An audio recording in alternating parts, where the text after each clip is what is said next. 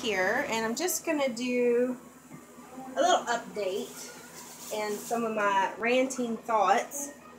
So I'm not working on a doll today. The other thing that I do, and there's a couple videos on there, is I make quilts. And quilts actually is like my favorite thing. It's not work to me. It's actually relaxing. So I enjoy doing them. And what I'm doing today is kind of funny because it reminds me of reborning. I'm fixing a boo-boo blanket.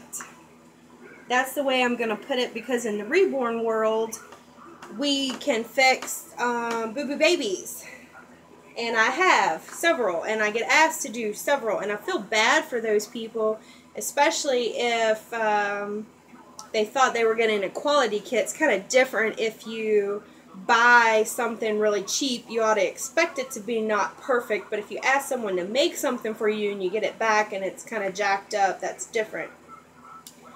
So a little history on this. This is a t-shirt blanket that a person wanted, and it's a memorial blanket for someone who passed away. So the squares are not great to us, but it has meaning to that person. Sorry, my head's not in this. Person had it for months and cut out the squares and blocked the person on Facebook. She finally contacted me if I would do it. I told her I would, and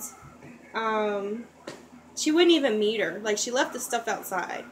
So she already cut up the t-shirts, and she really jacked them up because she didn't leave any sewing room, and she didn't stabilize the pieces. You know, being t-shirt quality, it needed to have some sort of interfacing on the back, so they're not the same square. So I'm going through, and unfortunately I have to cut them smaller because they're not the same size, and they're stretched out of shape and whatnot. And, you know, I feel bad for her because she now is going to have to pay more money to get this fixed. So what I've done is right now I'm cutting the squares with a piece of stabilizing material, which what I've done, if you're interested in doing a t-shirt quilt, you can do this too, is you take, oh, I don't have it with me, some basting spray. Use interfacing or a broadcloth material. Spray that glue on, then put your material on, and then cut it. That way you get a nice sharp edges and it's not going to stretch. If you just cut the material, I don't have an example, but if you get a t-shirt, I mean, it's like this shirt, it stretches. So the edges are crooked. Like you can see on here how that's not straight. And this one's not straight and it's stretched out, you know. I don't know. I guess it really boils down to doing your homework, maybe getting references, and this is on all things, whether it be someone making a quilt for you, someone making a reborn doll.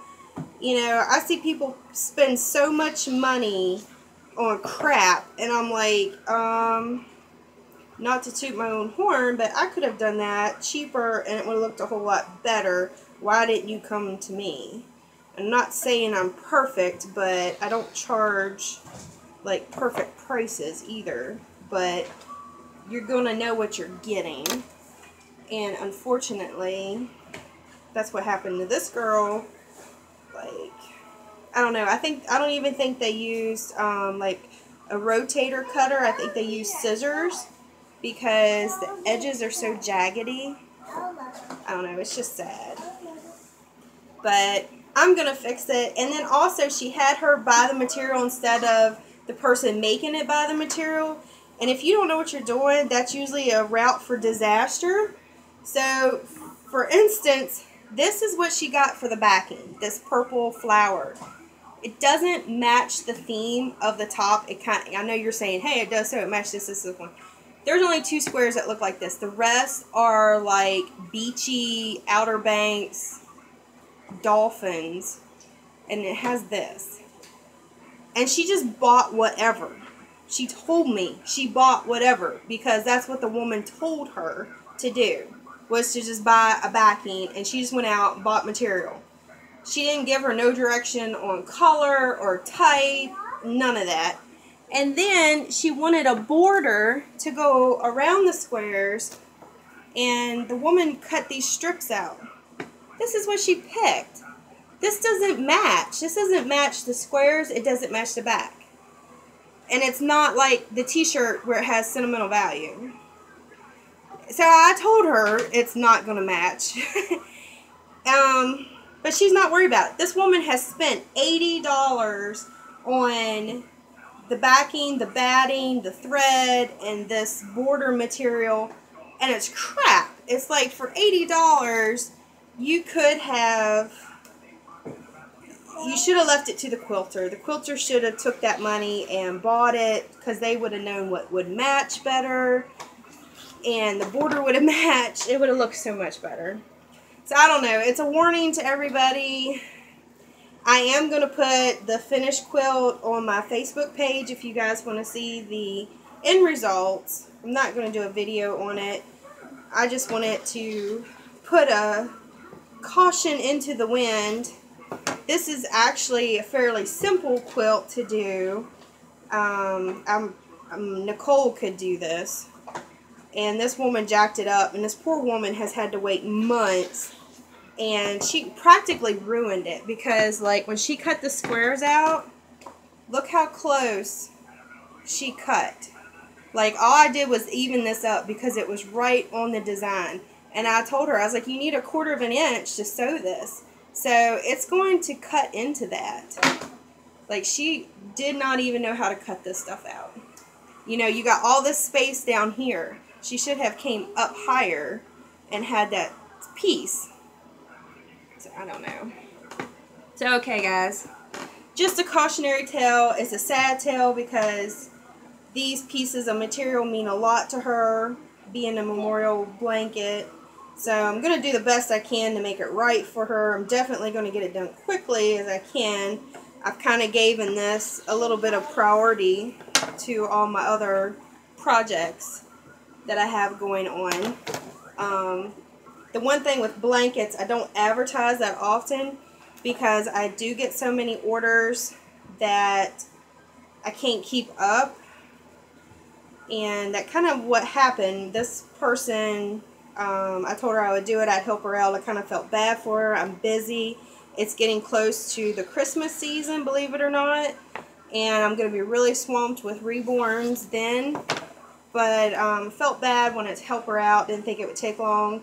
And other people seen that I was going to help her and immediately was like, can you do this? Can you do that? And wanted me to especially make baby blankets, which I absolutely love. That's my absolute favorite thing to do. So I don't want to say no because I love doing it, but I'm not going to be able to do but so much because there's only so much time in a day and I'm one person. But life goes on. So if anyone's wondering, I am charging this person.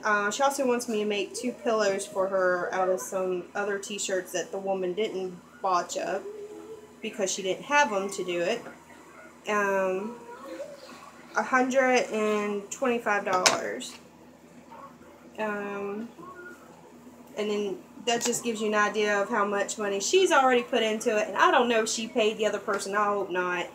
But that's how much it's going to cost for me to repair it and get it together. And I don't know. I think that's probably a really good price. Everyone else probably charges a lot more.